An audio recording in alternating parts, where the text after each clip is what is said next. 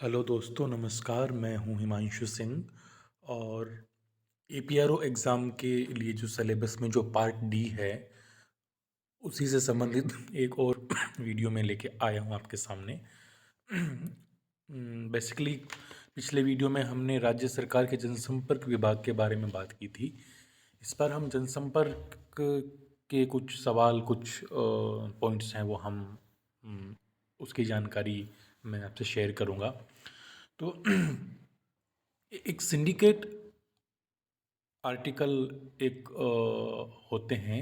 इसका मतलब ये होता है कि जब एक ही आर्टिकल कई सारे न्यूज़पेपर में फीचर सिंडिकेट्स के माध्यम से फीचर सिंडिकेट एक ऐसी एजेंसी होती है जो विभिन्न विषयों पर फीचर आलेख वगैरह वो रखती है।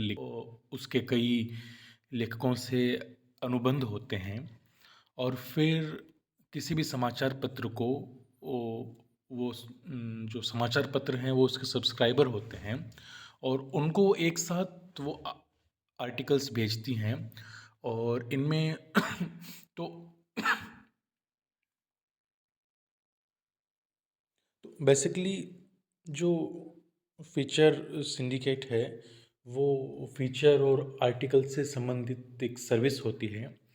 तो इस तरह की जो सिंडिकेट आर्टिकल लिखने की शुरुआत है, हालांकि तब फीचर सिंडिकेट जैसे कोई एजेंसी नहीं होती थी, लेकिन सिंडिकेट आर्टिकल का मतलब ये है कि एक साथ कई अखबारों में एक ही लेखक या एक ही एजेंसी का आर्टिकल छपना। उसकी शुरुआत जो है वो अब्राहम लिंकन के पीआरओ थे, कुक थी। और एक योगक्षेम नाम के एक हाउस जनरल है, गृह पत्रिका, जो कि गृह पत्रिका का मतलब होता है कि संस्थान की जानकारी देने के लिए मैगजीन होती है। ये इन हाउस भी होती है और आउटडोर भी होती है। इन हाउस होती है वो सिर्फ उसी संस्थान के कर्मचारियों और अधिकारियों में वितरित की जाती है। तो योगक्षेम एक ऐसी पत्रिका है जो कि एलआईसी की है। एक इंडियन प्रेस नाम की भी एक इंडियन प्रेस नाम की भी हाउस जनरल निकलती है, जो कि आईएएनएस द्वारा निकाली जाती है। भारत में जनसंपर्क की अगर बात करें तो इसकी शुरुआत 1921 में विधिवत रूप से हुई थी, जब केंद्रीय सूचना ब्यूरो की स्थापना की गई थी। ये बेसिकली प्रथम विश्व युद्ध के दौरान महसूस किया था कि सूचनाओं के प्रसारण की ज़रूरत है। तब इसके जो प्रथम जो निदेशक है वो प्रोफेसर रशब्रुक विलियम्स को बनाया गया था।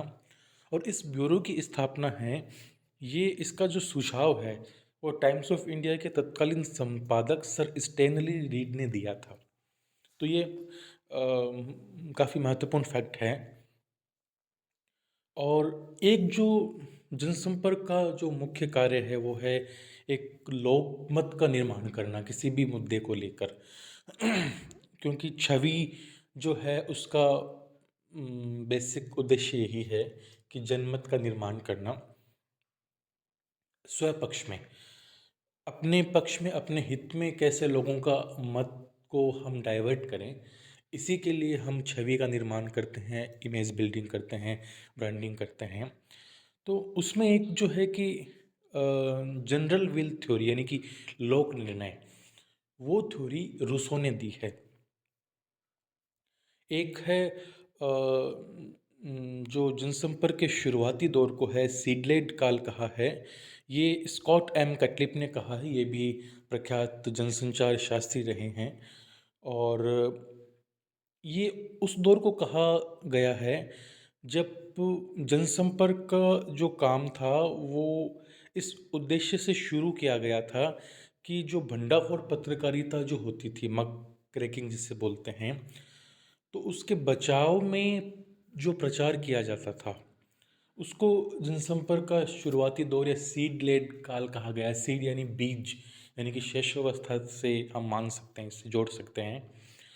और इस बीच एक और जानकारी मुझे मिली कि विश्व का जो पहला समाचार पत्र है वो 1609 में शुरू हुआ था, जर्मनी के फ्रैंकफर्ट से।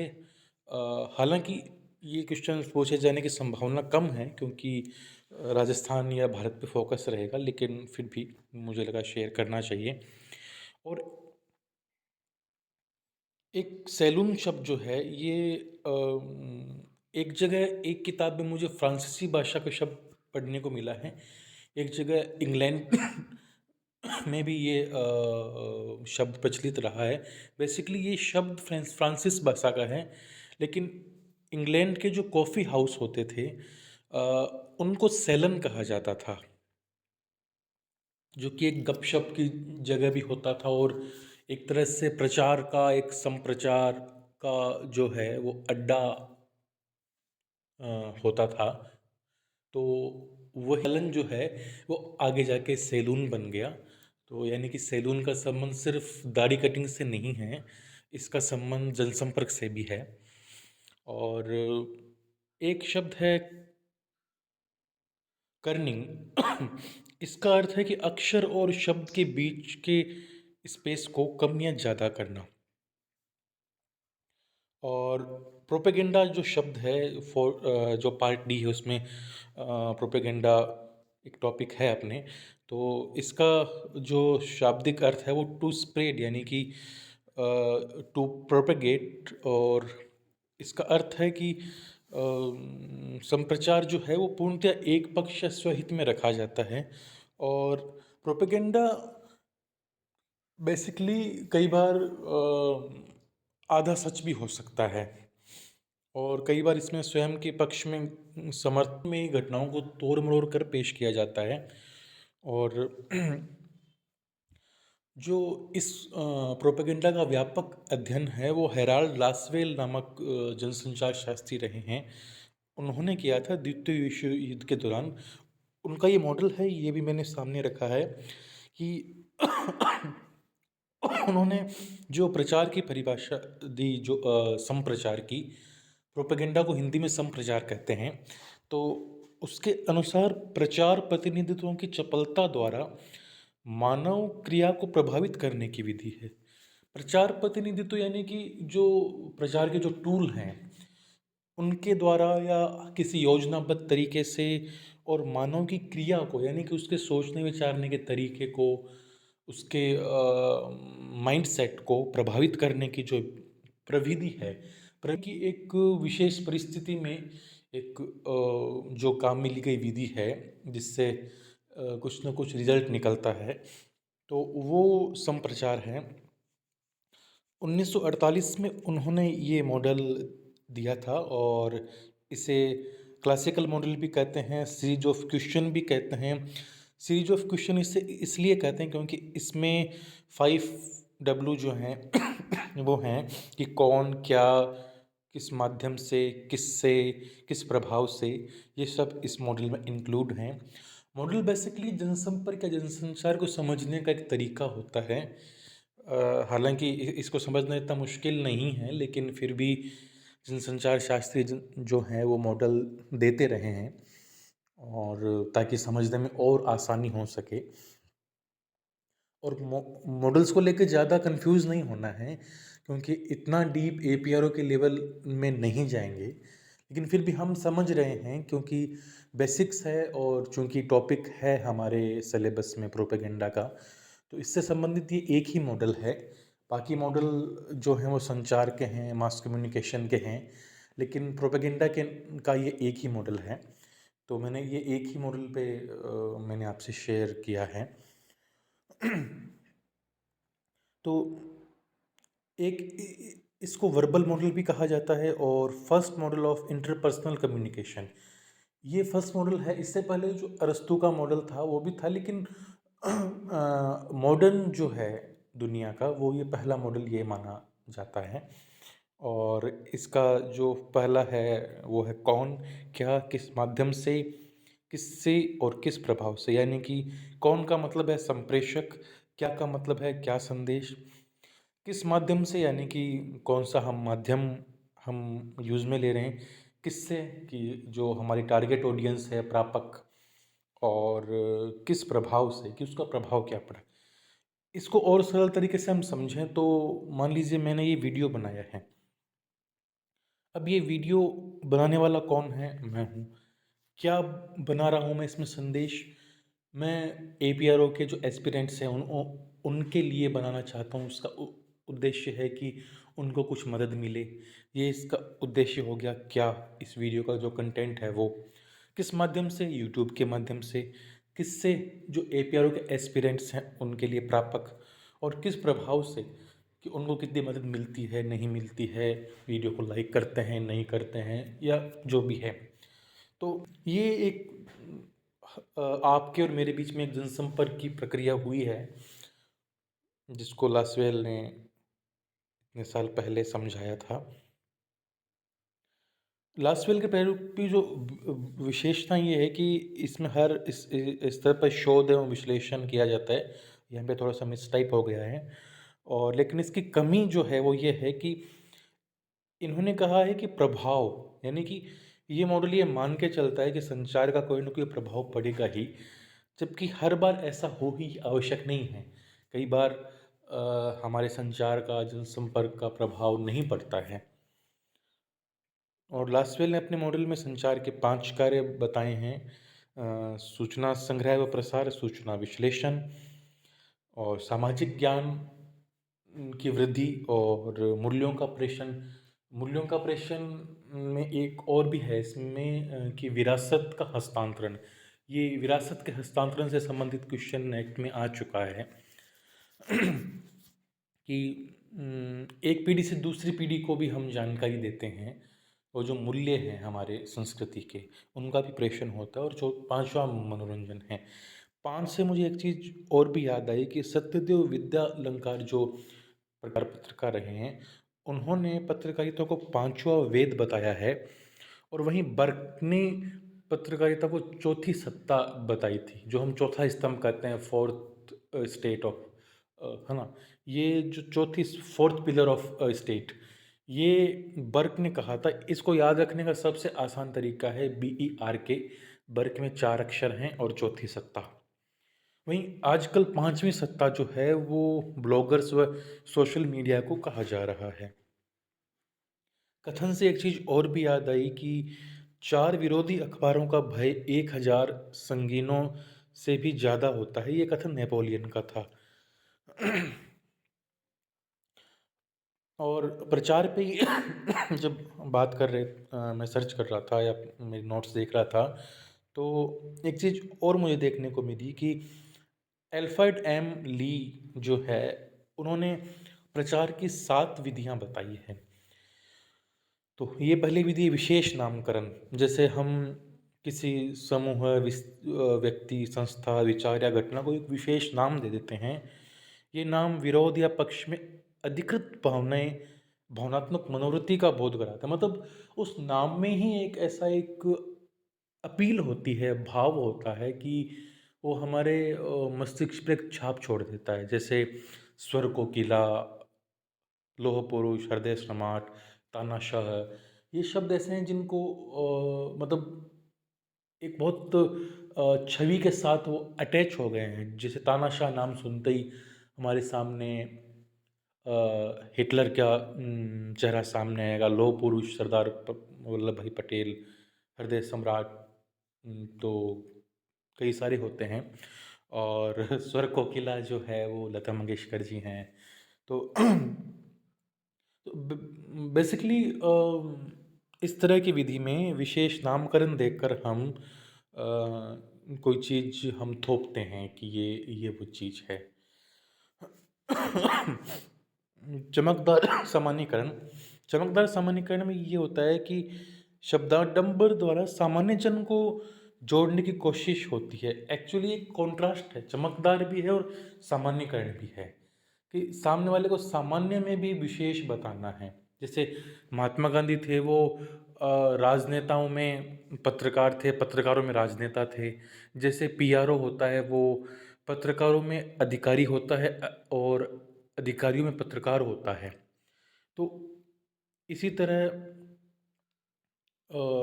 चमकदार सामान्यीकरण करते हैं। फॉर एग्जांपल किसी नेता को हम कहते हैं कि किसानों का मसीहा, गरीबों का मसीहा।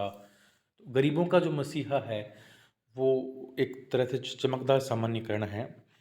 तीसरी विधि है प्रमाण पत्र विधि या सर्टिफिकेशन। इसमें जो ब्रांड एम्बेसडर बनाते हैं वो एक सर्टिफाइड करते हैं कि देखो मैं भी ये चीज़ यूज़ ले रहा हूँ या इस योजना का लिए लाभ मिला या जो भी है। तो चूंकि एक मास अपीलिंग लीडर से या जो ब्रांड एम्बेसडर होता है उससे लोग आत्मीय जुड़ाव महसूस करते हैं। तो उसको भुनाने उ उसको भुनाकर ये अपील करवाई जाती है और एक सर्टिफ़िकेट दिया जाता है कि अगर वह फलाना मशहूर हस्ती कह रही है तो वो चीज़ अच्छी होगी। चौथा है हस्तांतरण। इसमें होता है कि स्वयं के हित को व्यापक हित का आवश्यक भाग बताकर प्रचारित करना। जैसे हम कई बार हमारा हित भी होता है लेकिन सामने वाले का भी हित होता है। तो हम हमारे हित को छुपाकर या हमारे हित को नहीं बताते लेकिन सामने वाले का हित बताते हैं प्रचार में। उसको हम कहते हैं जैसे जो इलेक्शन में जो जलन के जो वोट मिलते हैं कि वो नहीं जीतना चाहिए भले ही ये जीत जाए, या हम किसी को हराने के लिए कई बार किसी को वोट देते हैं, या कई बार सामने वाला उसको हराने के लिए वोट मांगता है, या कई बार भ्रष्टाचार मिटाने के नाम पर वोट मांगे जाते हैं। तो भ्रष्टाचार तो मिटता है नहीं मिटता वो एक अलग इशू है, लेकिन वोट जरूर मिल जाते हैं। पांचवा है छल और कई बार झूठ या ठगी के सहारे के विज्ञापन भी चलते हैं। ये सामान्यतः नहीं पूछा जाएगा। और एक है साधारणपन, आम जन से खुद को जोड़कर दिखाया जाता है। जैसे किसी चुनाव के वक्त नेता द्वारा गरीब के घर खाना, कच्ची बस्ती में बैठ के चाय पीना, थड़ी पे बैठ के चाय पीना। एक है बैंड वैगन विधि। ये महत्वपूर्ण है क्योंकि इस बारे में कई बार पूछा जा चुका है और महत्वपूर्ण विधि है। इसमें ऐसा मतलब सारे ऐसा करते हैं इसलिए आप भी ऐसा करो। कि मतलब सभी कर रहे हैं तो आप भी करो, है ना? कि लाखों लोगों ने करोड़ों लोगों ने इस ब्रांड को यूज किया, आप भी करें। अल्पोर्ट नामक जो वैज्ञानिक हैं, विज्ञापन शोधार जो अ, विज्ञापन विशेषज्ञ हैं, उन्होंने इसे सार्वभौमिकता का भ्रम कहा है। सार्वभौमिकता यानी कि जो सब जगह विद्यमान है लेकिन वो भ्रम है। और फादर ऑफ डेवलपमेंट कम्युनिकेशन मैंने इसलिए लिए लिखा है क्योंकि जनसंपर्क का जो एक काम है वो डेवलपमेंट कम्युनिकेशन भी है, विकास संचार। तो उसके जो फादर हैं वो डेनियल लर्नर कहे जाते हैं और इनकी एक प्रसिद्ध बुक है the passing of traditional society. ये इन्होंने दक्षिणी अमेरिका में महाद्वीप में अपने शोध के ऊपर ये बुक लिखी थी उन्होंने। और पांचवी सत्ता जो ब्लॉगर्स हैं या जो नॉन मेन स्ट्रीम मीडिया है उसको कहा जाता है। ये मैं पहले भी बता चुका हूँ। सूरज का प्रकाशन 1991 से शुरू हुआ, ये पिछले वीडियो में भी बताया था। एडवर्टाइजिंग जो है ये इस यूनिट में है। इस शब्द का जो उद्भव है वो लैटिन भाषा के शब्द से हुआ है। और जर्नलिज्म शब्द जो है वो फ्रेंच भाषा के शब्द से बना है, जर्नी से बना है, जिसका अर्थ है दैनिक विवरण। और कम्युनिकेशन है वो लैटिन भाषा के शब्द से बना है। ये मैं इसलिए बता रहा हूँ क्योंकि कई बार बहुत सिंपल सा क्वेश्चन पूछ लेते हैं कि ये शब्द किस भाषा का है। अब आपको उस शब्द का अर्थ मालूम होता है, लेकिन लैटिन, ग्रीक और ये फ्रेंच, इनमें कन्फ्यूज़न हो ही जाता है अक्सर। तो ये ध्यान रखना कि एडवर्टाइजिंग लैटिन का है और जर्नलिज्म फ्रेंच का है और कम्युनिकेशन भी लैटिन का है। तो ए और सी जो हैं यानी कि एडवर्टाइजमेंट और कम्युनिकेशन वो एल के हैं, यानी कि लैटिन भाषा के शब्द हैं, और जर्नलिज्म फ्रेंच भाषा का शब्द है। रूस में जनसंपर्क सेल वर्क भी सेल वर्क के रूप में जाना जाता है। वहाँ पे इस कार्य को सेल वर्क कहते हैं। जनसंपर्क की बेसिकली तीन दिशाएं मानी जाती है। जनता को जानकारी देना, दूसरा है जनता को काम करने के लिए प्रेरित करना, और तीसरा है जनता की प्रतिक्रिया का ध्यान में रखना और उस भावी कार्यक्रमों का निर्माण करना। मेरे को लग रहा है कि मतलब ठीक है। थोड़ा स्पीडली खींचते हैं अपन। और किसी महत्वपूर्ण समस्या पर पाठकों के मत संग्रह करने के काम को गैलप पोल कहते हैं। ये अमेरिकन ऑफ पब्लिक ओपिनियन के डायरेक्टर डॉक्टर गैलप ने खोजा था, और कॉफ़ी हाउस वाला मैं ये बता दिया हूँ। और रूसो का जो लोक निर्णय का सिद्धांत है, वॉलंटरी जनरल, और रोमन में कहावत भी है, वॉक्स पोपुली वॉक्स दाई, यानी कि जनता की आवाज़ ईश्वर की आवाज़ है। पीआरएसआई की बात करें तो वैसे आप इसको नेट पे सर्च कर लीजिएगा। यह भी कि इसके वर्तमान अध्यक्ष कौन है, आप नेट पे देख लीजिएगा, क्योंकि ये बदलते रहते हैं। और 1958 में इसकी स्थापना हुई थी, public relation society of India इसका पूरा नाम है। और 1958 में स्थापना हुई थी, लेकिन इसका पहला अधिवेशन 10 साल बाद 1968 में हुआ, और प्रथम अध्यक्ष काली एच मोदी थे। राष्ट्रीय जनसंपर्क दिवस 21 अप्रैल को मनाया जाता है, वहीं विश्व जनसंपर्क दिवस 28 अक्टूबर को मनाया जाता है। दोनों में डिफरेंस है, राष्ट्रीय 21 को और विश्व 28 अक्टूबर को। मानक अलंकरण की बात करें, अलंकरण अभी आज ही घोषणा हुई है। ये पत्रकारिता, साहित्य और जनसंपर्क के क्षेत्र में दिया जाता है। जोधपुर से प्रकाशित होने वाले समाचार पत्र जलते दीप के संपादक मानक मेहता की स्मृति में ये पुरस्कार दिए जाते हैं। और इस वर्ष का प्रिंट मीडिया का जो मानक अलंकरण है वो संगीता शर्मा, और इलेक्ट्रॉनिक मीडिया का चंद्रशेखर व्यास। जनसंपर्क का जो है वो जनसंपर्क विभाग के उपनिदेशक हरिओम सिंह गुजर सर जो गया है। वहीं जो विशिष्ट पुरस्कार हैं उस श्रेणी में कार्टूनिस्ट मस्तान सिंह, वरिष्ठ पत्रकार गोपेंद्र नाथ भट्ट, और राजस्थानी भाषा का जो लेखन का पुरस्कार है वो कृष्णा आचार्य को दिया गया है। इसी तरह का पुरस्कार शंभू शेखर पुरस्कार भी है। दयाल सक्सेना और शेखर सक्सेना दोनों वरिष्ठ पत्रकार, साहित्यकार रहे हैं, स्वतंत्रता सेनानी रहे हैं। दोनों भाइयों की स्मृति में ये पुरस्कार दिए जाते हैं पत्रकारिता और साहित्य के क्षेत्र में। और एक फेमस कथन है कि सरकार जहाँ प्रेस को आज़ादी ना हो, सॉरी, यदि मेरे सामने दो विकल्प हो, ऐसी सरकार जहाँ प्रेस को आज़ादी ना हो, और दूसरा विकल्प कि सरकार के बगैर आज़ाद प्रेस, तो मैं दूसरा विकल्प चुनूंगा। ये कथन अमेरिका के राष्ट्रपति थॉमस जेफरसन का है। और वहीं अमेरिका के एक अन्य राष्ट्र रूजवेल्ट जो है वो रेडियो पर नियमित जनसंपर्क के लिए संदेश देते थे, जिसे फायर साइड चैट कहा जाता था।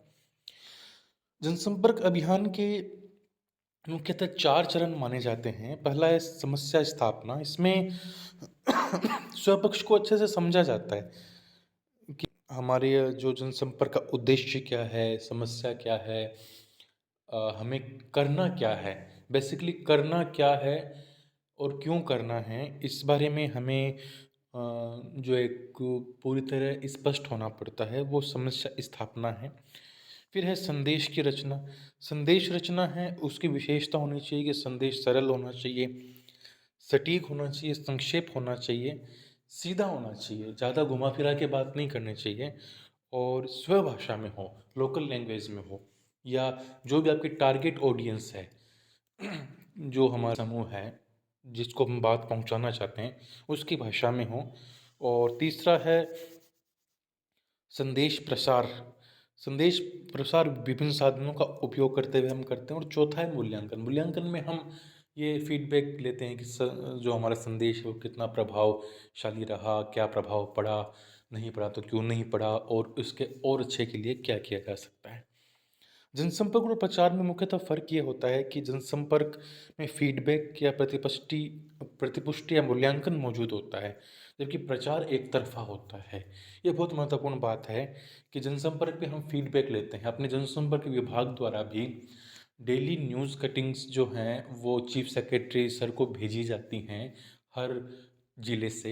ये एक तरह से फीडबैक है जिससे सरकार को या जो है सीएम साहब को ये मालूम चलता है कि जनता में क्या चल रहा है सरकार के लिए। लेकिन प्रचार में फीडबैक नहीं होता, वो सिर्फ एक तरफा होता है, वो सिर्फ अपनी बात कहने का एक माध्यम होता है। और विज्ञापन और प्रचार में फ़र्क ये है कि विज्ञापन सशुल्क होता है, या विज्ञापन की एक परिभाषा ये भी है कि सशुल्क प्रचार ही विज्ञापन है। और प्रचार निःशुल्क भी हो सकता है, सशुल्क भी हो सकता है। और प्रचार पे एक याद आया कि जो हिटलर है उनके प्रचार मंत्री थे डॉक्टर गोएबल्स। और इनका एक प्रसिद्ध कथन है कि if you tell a lie you must tell a big lie. यदि आप झूठ बोलो तो बड़ा झूठ बोलो। बूमरैंग एक टर्म है जिसका अर्थ है कि जब प्रचार का उल्टा प्रभाव पड़ता है तब उसको बूमरैंग कहते हैं। सामान्यतः अत्यधिक प्रचार करने पर होता है, जैसे 2004 में जो शाइनिंग इंडिया कैंपेन था, इसका नेगेटिव इफेक्ट देखने को मिला था। और वेब का भी एक मैंने देखा था सिलेबस में, हालांकि फोर्थ यूनिट में नहीं है ये, लेकिन 1993 में द टेक नाम से वर्ल्ड का पहला वेब न्यूज़पेपर शुरू हुआ था। एटीएल जो है इसका है अबव द लाइन एडवर्टाइजमेंट, जो कि TV, radio, print, internet, outdoor विज्ञापन वगैरह माने जाते हैं। बीटीएल यानी कि बिलो द लाइन एडवर्टाइजमेंट, यानी कि डायरेक्ट डाक द्वारा भेजते हैं या ईमेल या पर्सनल संबंधों के द्वारा, रिलेशंस के द्वारा। यहाँ पे लाइंस का मीन्स मास मीडिया है। एक है रोड ब्लॉकिंग। किसी उत्पाद के लिए एक ही दिन पर सभी न्यूज़पेपर, टीवी चैनल्स में स्लॉट बुक कर देते हैं कि मतलब कोई भी चैनल्स आप लगाओ वही उसी उत्पाद का विज्ञापन देखने को मिलेगा, तो उसे रोड ब्लॉकिंग कहते हैं। पिच जो है, पिच एक टर्म है कि विज्ञापन एजेंसी और विज्ञापन दाता के बीच होने वाली मीटिंग को पिच कहते हैं। मूड बोर्ड विज्ञापन शोज से जुड़ी एक टर्म है, हालांकि इसके पूछने की संभावना कम है, इतना डीप नहीं जाएंगे जनरली एपीआरओ के पेपर में, लेकिन फिर भी कल को बाई चांस लिखा है कि विज्ञापन शोध में एक बोर्ड दिखाकर पूछा जाता है कि ये उत्पाद किस कंपनी का है। बेसिकली ये प्राइवेट सेक्टर में होता है, तो उसको मूड बोर्ड कहते हैं। ओटीएस ये एक पूछा जा सकने वाला क्वेश्चन है। इसका अर्थ है कि अपॉर्चुनिटी टू सी, किसी होर्डिंग को या किसी विज्ञापन को कितना देखे जाने की संभावना है, इसको ओटीएस बोलते हैं। ब्लिप वर्ट होता है, 2 सेकंड का विज्ञापन होता है जो ब्लिप करता है। और टैक्सी मीडिया क्या है? टैक्सी मीडिया एक यूके की विज्ञापन एजेंसी है। एयर डेट, जब किसी विज्ञापन को प्रथम बार प्रसारित किया जाए। और एआईआर, एवरेज इशू रीडरशिप। तो दोस्तों, आज वीडियो काफ़ी लंबा हो गया, लेकिन